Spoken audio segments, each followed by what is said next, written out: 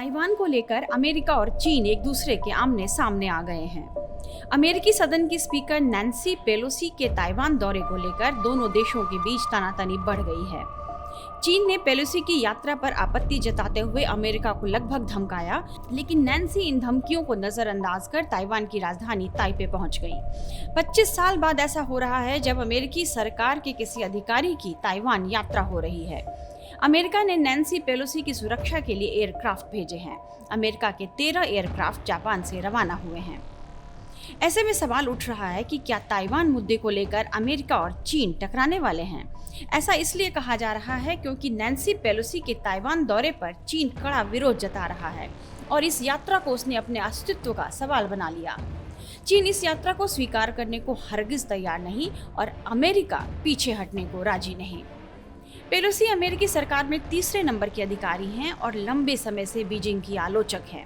Reports के मुताबिक Nancy अप्रैल में ही ताइवान जाने वाली थी, लेकिन कोविड पॉजिटिव होने की वजह से उन्होंने अपनी यह यात्रा रद्द कर दी थी। इस महीने की शुरुआत में उन्होंने कहा था, ताइवान के लिए समर्थन दिखाना हमारे लिए महत्वपूर्ण है। इधर चीन के विदेश मंत्रालय का कहना है कि अमेरिका के साथ हमारी बातचीत लगातार हो रही है। हमने नैन्सी पेलोसी की यात्रा का विरोध किया है और यह बहुत संवेदनशील मामला है। चीनी विदेश मंत्रालय का कहना है कि अमेरिका को वन चाइना पॉलिसी का ख्याल रखना चाहिए। अगर अमेरिका गलत रास्ते पर खड़ा रहता है तो फिर हम अपनी संप्रभुता और सुरक्षा को बनाए रखने के लिए कड़े कदम उठाएंगे।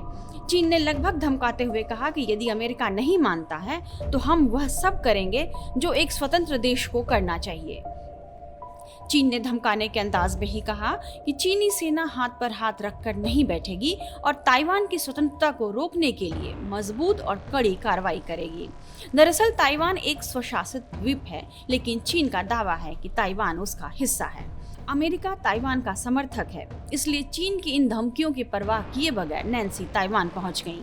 इस बीच मीडिया रिपोर्ट्स में कहा जा रहा है कि किसी भी खतरे से निपटने के लिए परमाणु हथियारों से लैस दोनों देशों की सेनाएं अब एक दूसरे के खिलाफ बड़े पैमाने पर मिसाइलें, युद्धपोत और फाइटर जेट तैनात कर चुकी हैं।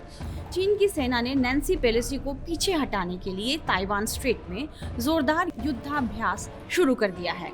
चीन की सेना अब दक्षिण चीन सागर और बोहाई सागर में बारूदें बरसा रही है। चीन सेना की पूर्वी कमान ने एक वीडियो ऑनलाइन पोस्ट करते हुए कहा कि हम किसी भी घटना के लिए पूरी तरह से तैयार हैं। वहीं जंग के आसार को देखते हुए ताइवान ने भी अपनी तैयारी कर ली है। ताइवान के रक्षा मंत्रालय ने कहा कि उसे द्वीप के पास होने वाली सैन्य गतिविधियों की पूरी खबर है और वह किसी भी चीनी खतरे से खुद का बचाव करने के लिए दृढ़ है।